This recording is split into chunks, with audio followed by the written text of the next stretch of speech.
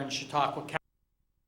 It's a pleasure to welcome Greg Peterson and members of the Jackson Center today, and to introduce you to John Q. Barrett, who will then invite Mr. Waxman to the podium.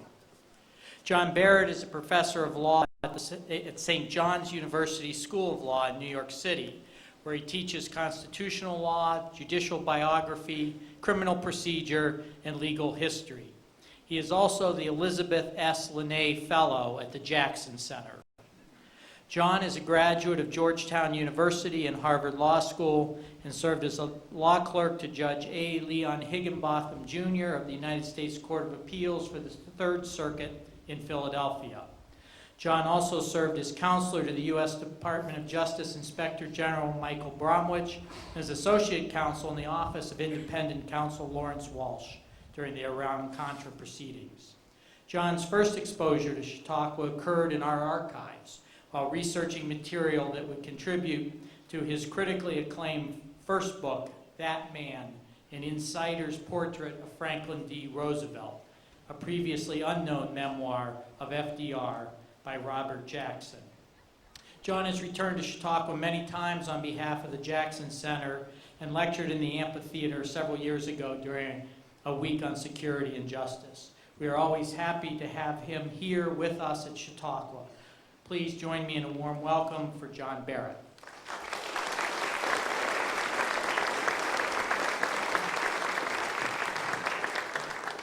Thank you very much, Jeff. Good afternoon. It's my great pleasure to welcome all of you and Seth Waxman to this afternoon's third annual Robert H. Jackson Lecture at Chautauqua Institution. This lecture, this tradition and a collaborative endeavor that involves the Jackson Center, but is Chautauqua's, comes at a propitious time. For every July follows closely on the end of the Supreme Court's term and is a moment of Supreme Court recess and public scrutiny.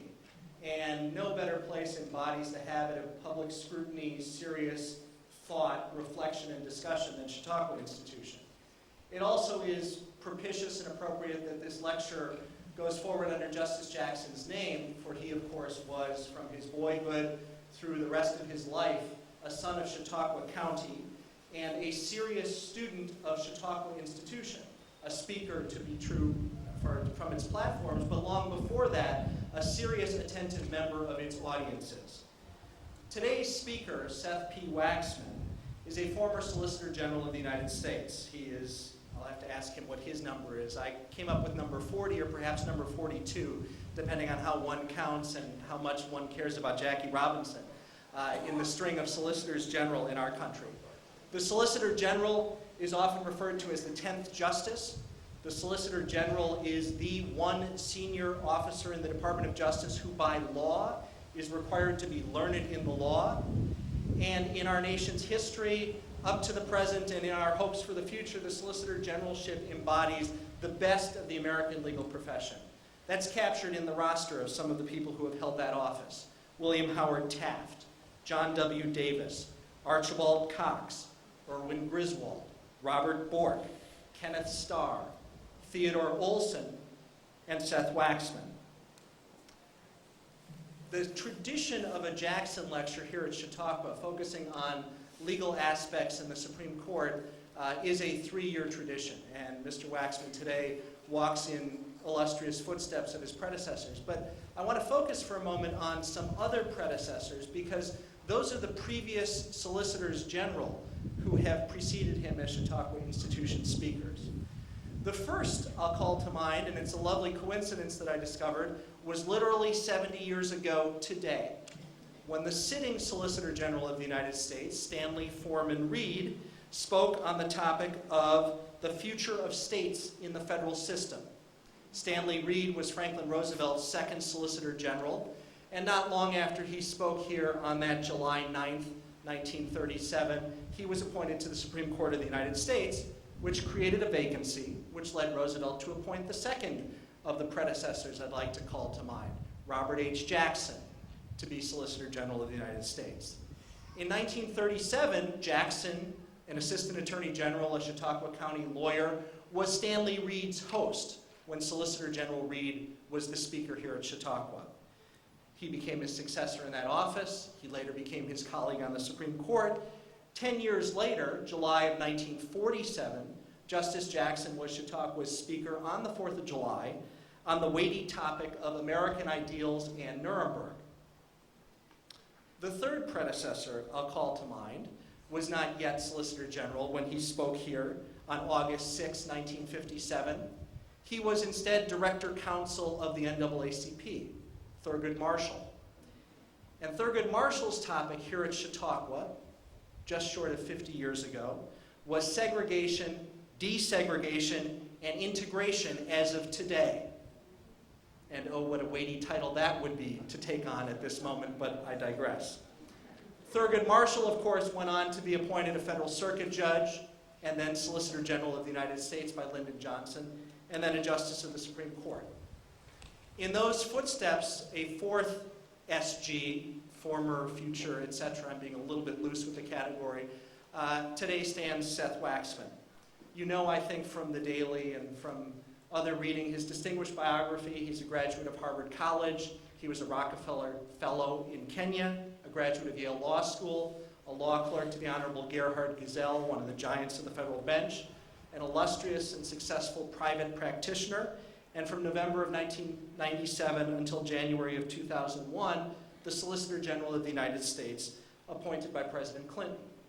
Seth Waxman today is a partner in the law firm of Wilmer Hale, and he is one of the nation's leading, most distinguished, most eloquent, and most successful Supreme Court advocates, which is what the Solicitor General does for the government, but what increasingly has become an elite, really high-quality, specialist piece of the American bar on the private side of litigation. Again, I'll ask him what his count is. I get 49 or 50 as the number of Supreme Court cases that Seth Waxman has argued, including 3 in the just completed term of the court. Seth Waxman brings to this podium, to Chautauqua Institution, to the offices he has held, a distinguished ability, career trajectory, and, as a personal point I may say with hope, a future in public service. But whether in government or out of government, he embodies the high ideals of Robert H. Jackson, of the Office of the Solicitor General of the United States, and frankly, of the American legal profession itself, which in its high forms, whether one is a government lawyer or a private practitioner, is public service. And so it's my great pleasure to welcome Seth Waxman, the Robert H. Jackson Lecturer, who will address the topic of the evolving, tentative role of United States courts in the war on terror. Thank you.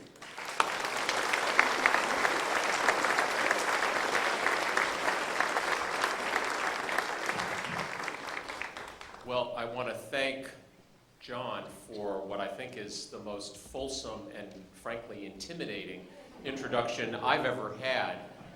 Being told that I'm following in the footsteps of Stanley Reed 70 years ago to the day, Robert Jackson 60 years ago, and Thurgood Marshall 50 years ago was about to make me faint dead over. But and then being told that I'm incredibly eloquent, et cetera, is setting the bar pretty high. I hope I won't disappoint people. I can't tell you how thrilled Debbie and I have been to be here and to enjoy, quote, everything Chautauqua has to offer, which is itself a pretty intimidating task. When I grew up in central Connecticut, we had a family tradition of sitting around the dinner table and arguing about things great and small. Whenever my father thought that it was time for the kids to clean up and everybody to go do their homework, he would say, we're not going to have a whole Chautauqua about this. And I grew up thinking that Chautauqua was a noun. It was something that, I didn't quite understand what it was, but it basically meant the discussion's over. And that's what not having a Chautauqua was about. And it was only decades later that I actually realized that it was a proper noun, and it was a place of great historic importance and of sort of enduring intellectual and cultural significance. And yet, years have passed with child rearing and professions, and we've never really had the opportunity or taken the opportunity to come here. We were told that we should by all means come a few days early and take advantage of everything that Chautauqua has to offer. The other thing we were told is that what Chautauqua offers includes the opportunity for relaxation, quiet contemplation, sitting around on the porch doing not much of anything, and that duality has completely perplexed me, because I feel that if we don't spend time sitting around thinking about our lives and the country and visiting with people here and enjoying the surroundings, we aren't really taking advantage of what Chautauqua really has to offer. On the other hand, I feel that if that is what we do, we clearly aren't taking advantage of everything that Chautauqua has to offer, because there's always another lecture or a concert or a performance, and in fact, even trying to go to as many of them as we can, we regret all the ones that we've missed. So it's really been a very, very great pleasure to be here. And I will say that having experienced the incredibly welcoming, relaxed, sort of removed environment here, I have had a few second thoughts about the topic that I chose for today's lecture. This is sort of a depressing, complicated subject. I got reconciled to continuing on my course after listening to the symphony's amazing concert on Saturday night, in which Colin Carr was performing Shostakovich's second cello concerto. I'm sure most of you were here. I love symphonic music. I once contemplated a career in music performance, and it's probably good for me and those who depend on me financially that I chose not to pursue it. But and I love listening to music in the summertime outdoors. The idea of listening to Shostakovich's second cello concerto, which was written at the very end of a long and difficult life in Stalinist Russia, is a challenge. I don't have to tell those of you who were there, no, it is an unbelievably complicated, sad, difficult piece. And I looked around and I thought to myself, if this community can actually gather for and request an outdoor summer hearing of Shostakovich's second cello concerto, I can talk to them about the threat of terrorism. I don't think that I'll be able to give the kind of performance that Colin Carr did, but I will give it my very best shot. I mean, confronting the threat of terrorism, I don't have to tell anybody in our country, is among the paramount challenges of our generations. How do we protect the safety and well-being of our loved ones and our communities? How do we alter or refine our government institutions and processes so that they can meet this threat and yet still reflect the principles of transparency and accountability that are so essential to a representative democracy of limited government? How do we balance our primal need for security with our precious heritage of civil liberty and individual rights? It's easy to pose these questions. They are difficult questions to answer. They're not questions that we should allow others to answer for us. Sure, we look to our government leaders and institutions to devise and implement effective strategies for our well-being. But in our country, in a constitution that begins with the words, "We the people," sovereignty rests with our citizens. It rests with all of us. It's our right to have our voices heard by those that we choose to enact and execute our laws. And it's our duty to wrestle with these problems in order to ensure that our nation survives and that it endures as the balanced, enlightened system that we cherish. I want to offer some observations this afternoon about the difficult choices that terrorism presents to one particular government institution, our courts. What role do and should courts play in what we've come to know as the global war on terror. Well, the Constitution provides little guidance. Under the Constitution, Congress's job is to enact laws, including the laws that empower the government to deal with terrorists. The president's job is to execute those laws, to lead us in war, and to represent our country in foreign affairs. What do courts do?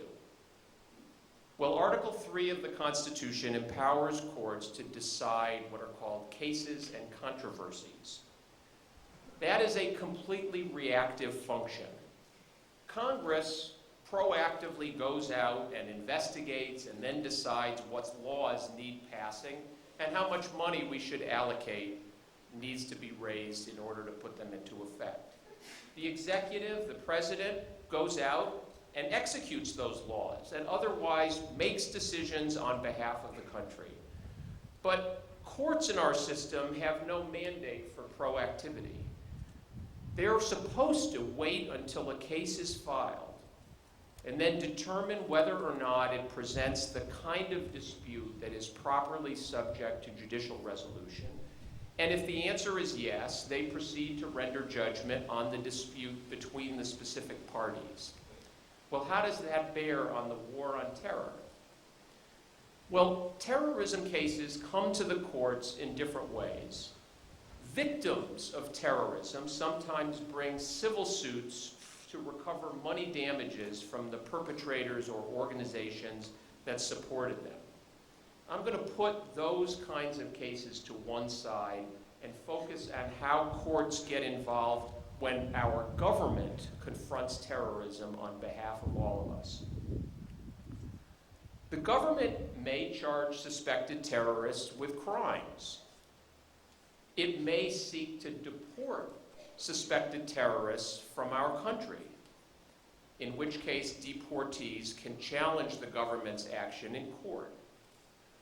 Or, as our recent history has illustrated, the United States military can seek simply to detain persons suspected of aiding terrorism, in which case those people who are detained may seek the review of our courts through a process known as habeas corpus. Now, generally speaking, when government power in our system is asserted against individuals, the paramount role of our courts is to ensure that the government stays within the bounds set by the Constitution and laws of the United States. Is the executive respecting the civil liberties that our Constitution enshrines? Is it acting within the authority granted by Congress, or, if not, by the Constitution directly to the President?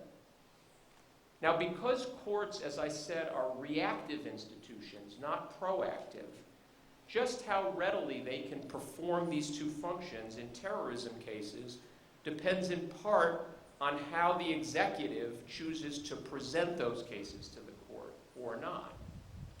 When the government chooses to prosecute suspected terrorists criminally, the courts do very well.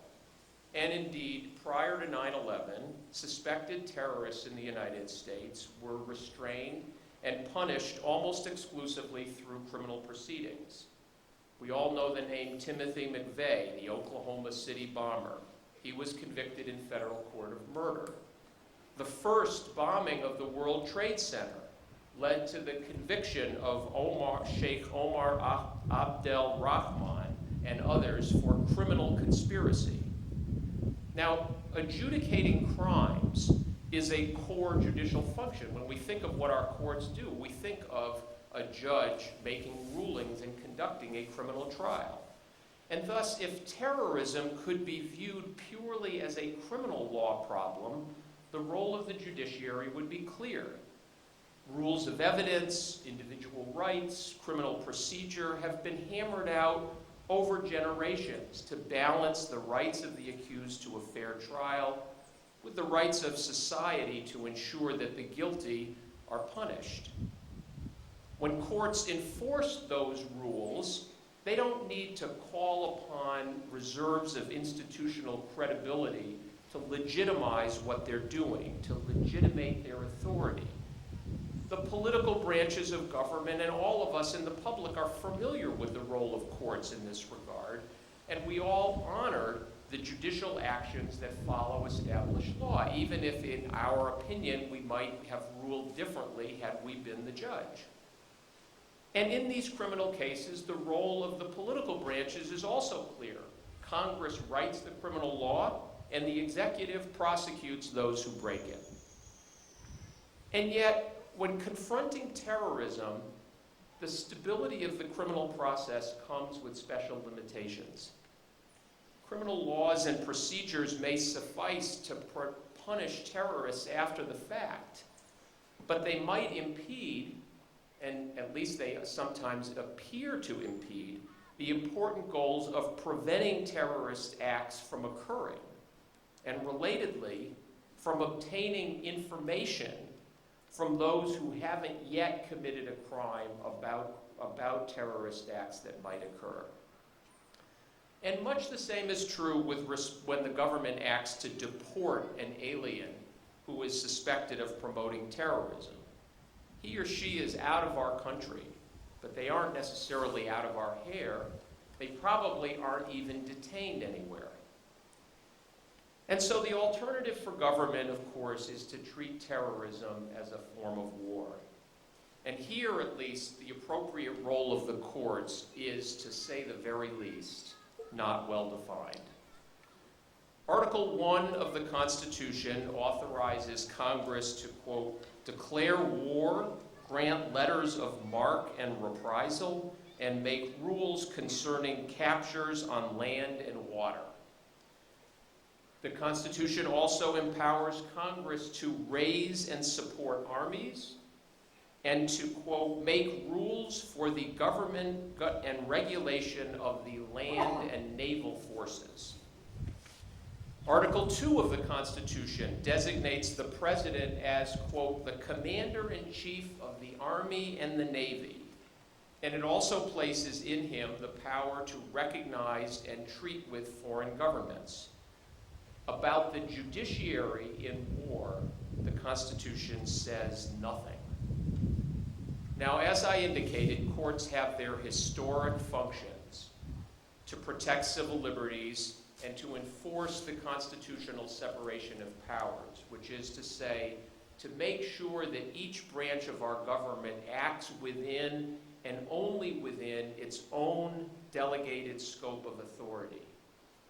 But how and how well can courts perform these functions in terrorism cases where the executive chooses the war paradigm?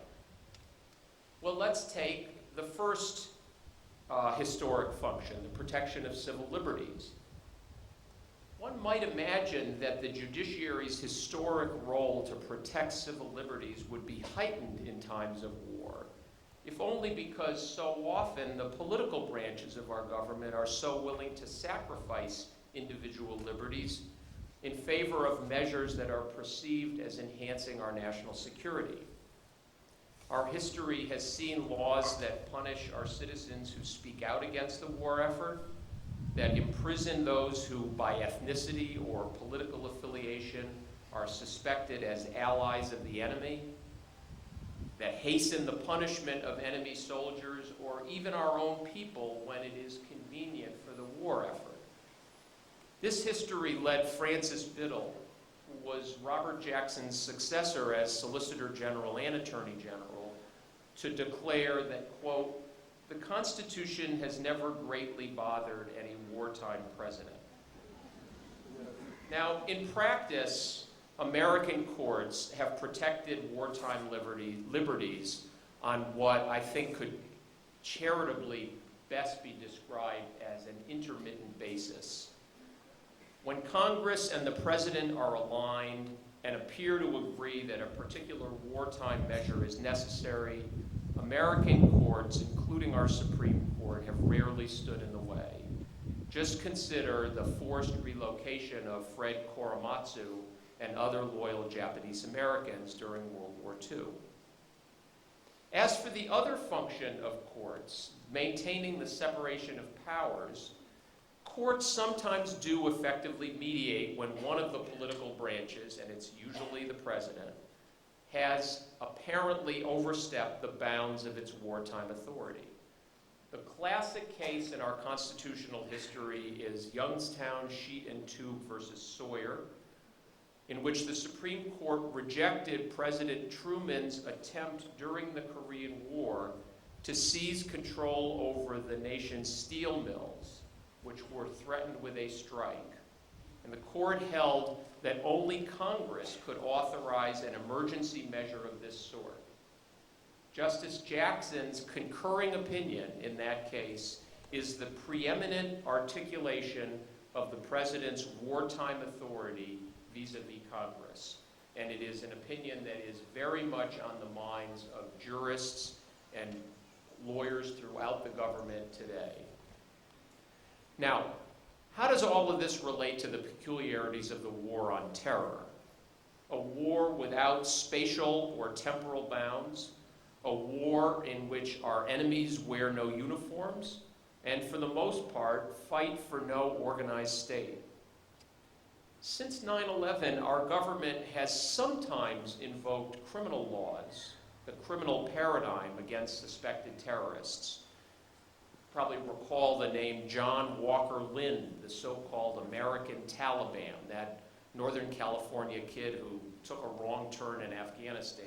He was prosecuted for treason. He ended up pleading guilty to a lesser crime.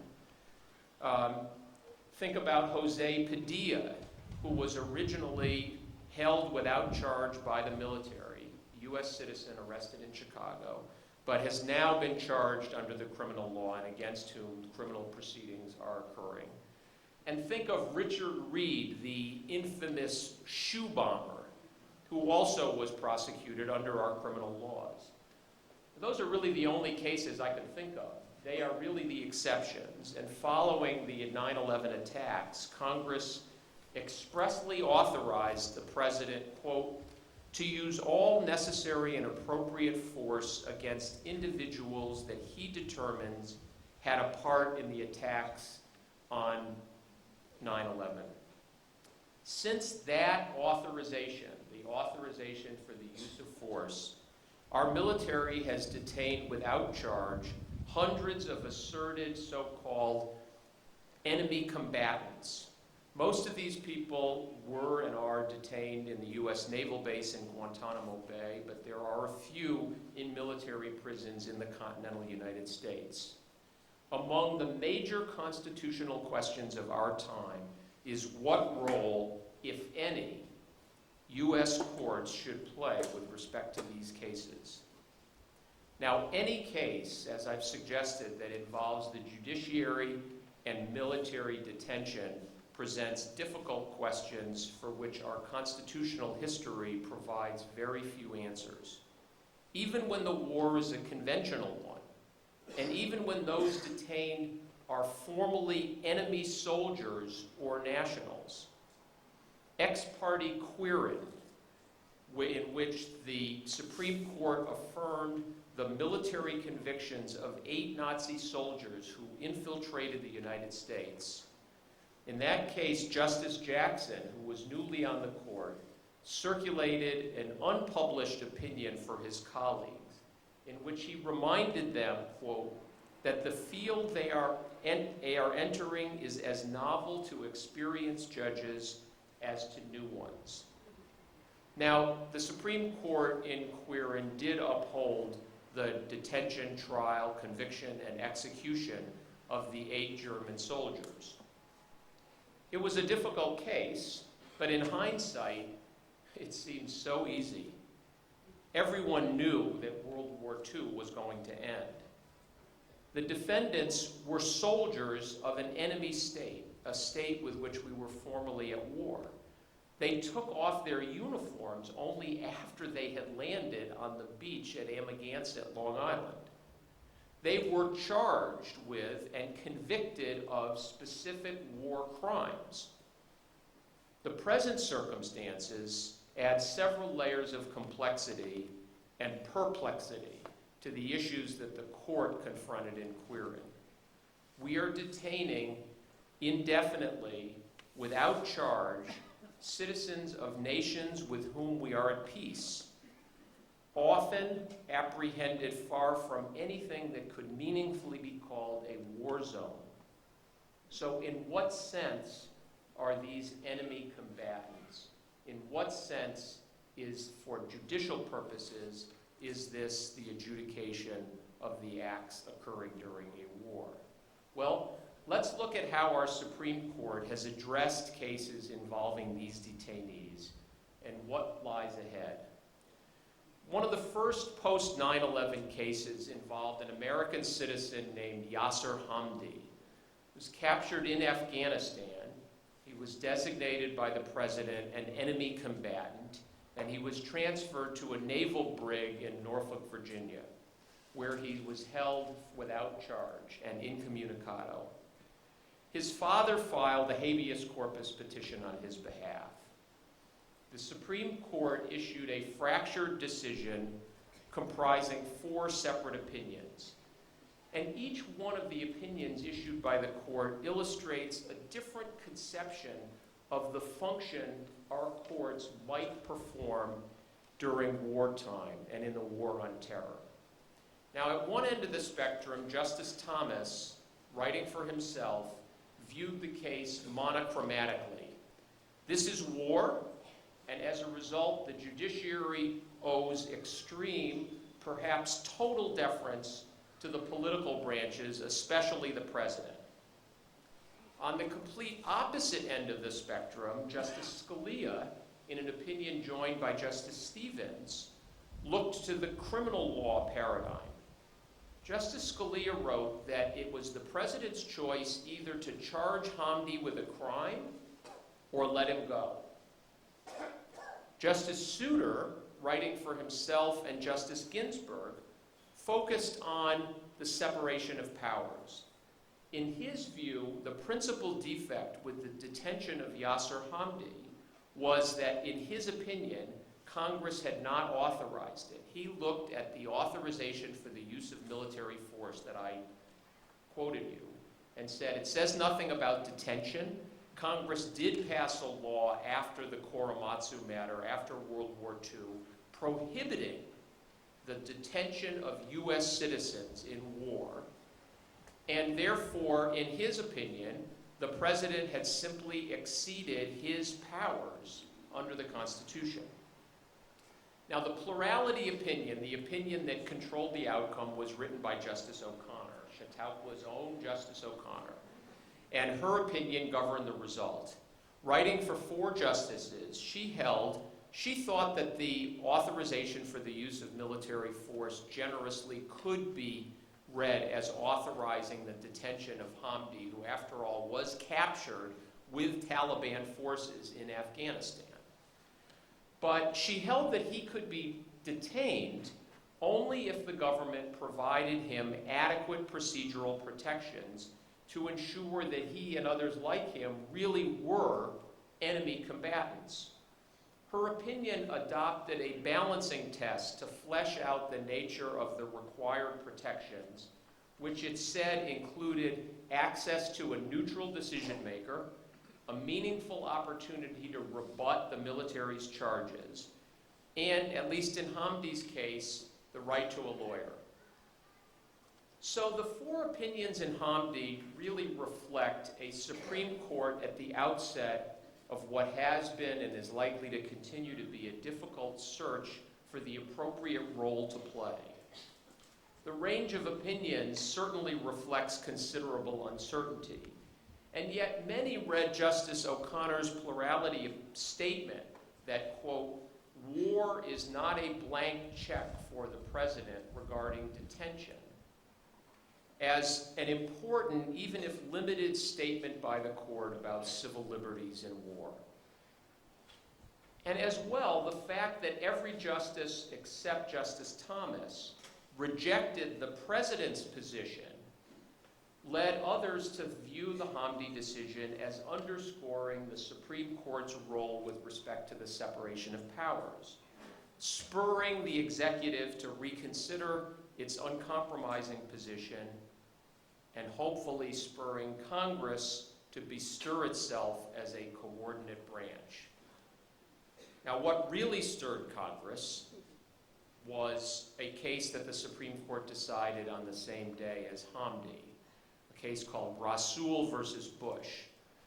Unlike Hamdi, Rasul was not a citizen, and he was not held in the naval brig in Norfolk. He was held in Guantanamo outside U.S. borders. The president argued in the Supreme Court that U.S. courts had no authority over Guantanamo, and so they had no jurisdiction to consider habeas corpus petitions filed by Guantanamo detainees. The Supreme Court rejected that view 6-3. That decision provoked Congress, which before that time had never so much as held a hearing about Guantanamo or the detention of enemy combatants. And what has ensued in the 4 years since Hamdi and Rasul was decided has been quite an interesting dialectic among our three branches of government, all in search of the right balance of authority. Now, when I say that Rasul provoked Congress to act, you might think that in light of Hamdi and Rasul, and the perplexity that we all feel as citizens, that for years people were detained incommunicado and without charge, that Congress finally would have held hearings about who we were detaining and why, and what procedures, if any, ought to apply with respect to their detention. But that isn't at all what happened. Rather, Congress simply amended the habeas corpus statute to strip federal courts of jurisdiction over petitions filed from Guantanamo. Now, that put the ball back in the court's court, so to speak. The following year, in a case called Hamdan, the Supreme Court held that Congress's attempted repeal of jurisdiction over Guantanamo cases was ineffective with respect to cases that had been filed before Congress acted, which is to say, all cases. The Supreme Court then went on to consider the merits of Mr. Hamdan's appeal, and it again rebuked the president. It held that the military commissions that had been established for purposes of actually trying that handful of detainees who actually had been charged with war crimes was unlawful because the Supreme Court said it utilized procedures that Congress had not authorized. Okay? That decision by the Supreme Court in turn provoked Congress, which enacted yet another law. This is sort of a constitutional ping pong here in which the president is sort of the ball, although a pretty ball with its own mind, for sure. The Supreme Court's decision in Hamdan provoked Congress to enact something called the Military Commissions Act, which, again, attempted to strip the federal courts of jurisdiction. This time, not just over future cases, and not just over cases that would be filed from Guantanamo, but with respect to any foreign citizen held as a purported enemy combatant, even if he is held in the continental United States, and even if he already has a petition for habeas corpus pending. So that took care of that. You can probably guess what the next step in this ping pong match is. Several Guantanamo detainees, including 6 that I represent, challenged that law as unconstitutional. And 10 days ago, on the very last day of the Supreme Court term, the Supreme Court announced that it was going to hear this case in the fall, and that it is unquestionably the most significant matter that the Supreme Court has accepted for review next term. Now, the facts of our petition are pretty simply stated and pretty stark. In late 2001, 6 Bosnian citizens were arrested in their homes where they were living with their wives and children by Bosnian authorities at the request of the United States. They were held in a Bosnian prison while prosecutors investigated the United States allegations of terrorism. After 3 months' investigation, the prosecutor reported to the Bosnian Supreme Court that he had not uncovered evidence of terrorism activity, and the Bosnian Supreme Court ordered their immediate release for lack of evidence. Something called the Human Rights Chamber of Bosnia, which is a tribunal that we created under the Dayton Peace Accords, ordered that these 6 prisoners not be removed from Bosnia.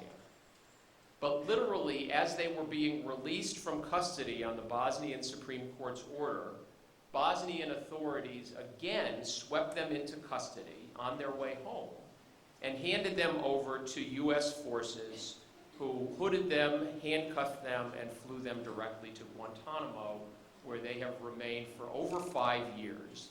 The United States has not filed a single charge against any one of these Bosnian citizens. Now, remarkably, after all this time, we are still fighting, principally, over whether federal courts, any federal court, can even accept a habeas corpus petition filed by one of these prisoners. The main question that the Supreme Court is going to address in the fall is whether, when Congress enacted the Military Commissions Act and repealed that jurisdiction, even as to pre-existing cases, it violated a clause of our Constitution known as the Suspension Clause. The Suspension Clause provides that, quote, "The privilege of the writ of habeas corpus shall not be suspended unless when in cases of rebellion or invasion the public safety shall require." Now, the government in this case is not arguing that anyone is rebelling or invading the United States. It contends that the suspension clause of the Constitution only protects the writ of habeas corpus filed by prisoners within the United States borders. Our view is that that was not a limitation of the writ of habeas corpus at common law at the time the Constitution was adopted. And we're also arguing that when the Supreme Court decided the Rasul case, it had already held that for all intents and purposes, the U.S. naval base in Guantanamo is United States territory and is subject to the sovereign authority of the United States. Now, in the case that the Supreme Court is going to hear, the government also argues, in any event, that even if it has acted to suspend the writ of habeas corpus, it has provided an adequate substitute. And under the procedure that Congress has provided, all detainees are required to be subjected to something called a Combatant Status Review Tribunal conducted by military officers in Guantanamo, which is then reviewed by the United States Court of Appeals for the District of Columbia Circuit. Now, these Combatant Status Review Tribunals, or CSRTs as they're called by those in the trade, are not like courts, even military courts. The detainees in these proceedings are not represented by lawyers. They are not permitted to see the government's classified evidence. They are not permitted to put forth any rebuttal evidence unless that evidence happens to be already at Guantanamo. One of our clients, for example, asked the CSRT to consider the decision of the Bosnian Human Rights Chamber in his case. But the tribunal refused to consider it on the ground that the decision was not, quote, reasonably available, even though it was not only published, but we had filed it in court and served it on the government's lawyers. Now, let me give you a flavor of these CSRT proceedings. This is the petition for writ of certiorari that I filed in the Supreme Court, and it includes the government's response to our petition was the transcript of the CSRT hearings. Here is the actual transcript of the hearing in Guantanamo over one of the individuals that I'm representing. I'll just tell you that when I say recorder, the recorder is the military lawyer that's presenting the charges, and the tribunal president is the presiding military officer. So here's the transcript. Recorder. The charge is, while living in Bosnia, the detainee associated with a known Al-Qaeda operative. Detainee, give me his name. Tribunal president, I do not know. Detainee, how can I respond to this? President, did you know of anybody that was a member of Al-Qaeda? Detainee, no. Tribunal president, I'm sorry, what was your response? No. President, no. Detainee, no. This is something the interrogators told me a long while ago. I asked the interrogators to tell me who this person was. Then I could tell you if I might have known this person, but not if the person is a terrorist. Maybe I knew this person as a friend. Maybe it was a person that worked with me. Maybe it was a person that was on my team. But I don't know if this person is Bosnian, Indian, or whatever. If you tell me the name, then I can respond and defend myself against this accusation. Tribunal president, we are asking you the questions, and we need you to respond what is in the summary. Recorder, the detainee was arrested because of his involvement with a plan to attack the U.S. Embassy located in Sarajevo.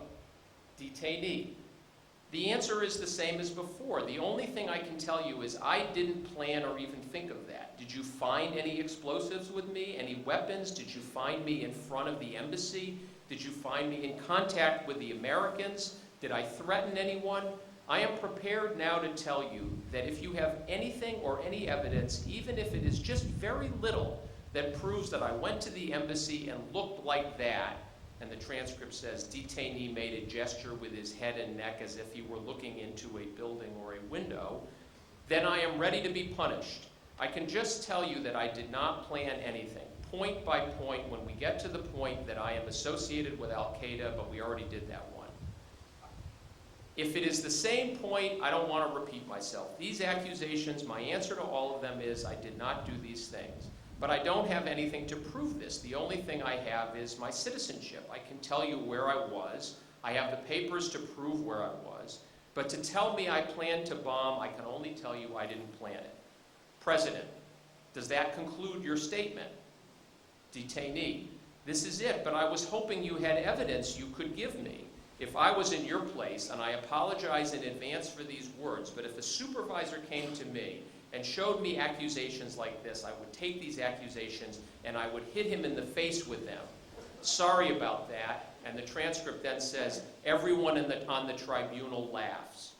Tribunal president, we had to laugh, but it's okay. Detainee, why? Because these are accusations that I can't even answer. I'm not able to answer them. You tell me I am from Al-Qaeda, but I am not an Al-Qaeda. I don't have any proof to give you except to ask you to catch bin Laden and ask him if I am a part of Al-Qaeda. To tell me that I thought, I'll just tell you that I did not. I don't have any proof regarding this. What should be done is you should give me evidence regarding these accusations because I am not able to give you any evidence. I can just tell you no, and that is it. And that is the transcript. Now, however these petitions are resolved by the Supreme Court will, of course, provide us insight into how the court perceives its role in terrorism-related cases in our post-9/11 world. What's particularly novel about the pending case is the tension that it presents between the court's two historic functions in wartime cases. Unlike past cases where upholding individual rights also had the effect of calibrating the relationship between Congress and the president, here there really is little question that Congress and the executive have acted together. Thus, the Supreme Court is going to have to choose whether to protect the individual right to judicial review when both political branches have tried to take it away. In considering that choice, our court, and indeed I think all branches of our government, might reflect more than perhaps we have to date on the experience of other democracies that have been themselves borne the frightening brunt of large-scale terrorism. Of course, our Constitution and our constitutional structure are unique, and the meaning of our suspension clause is not readily informed by the struggle of other countries against terrorism. But on broad issues of institutional integrity and the off-cited trade-off between individual liberties and national security, there really are other examples we can look to. Certainly there is no clearer example, no more reassuring beacon than the experience that the courts of Israel have had in dealing with terrorism in that country. The courts of Israel have extended to terrorism suspects hearing rights and detention rights that go far, far beyond the modest outlines even presented by Justice O'Connor in Hamdi. Rather than adopting a posture of extreme deference, Israeli courts have taken a leading role in articulating the standards for terrorism-related detention and interrogation, despite the fact that Israel lacks a written constitution and, because it's a parliamentary democracy, does not have a government of formally separated powers.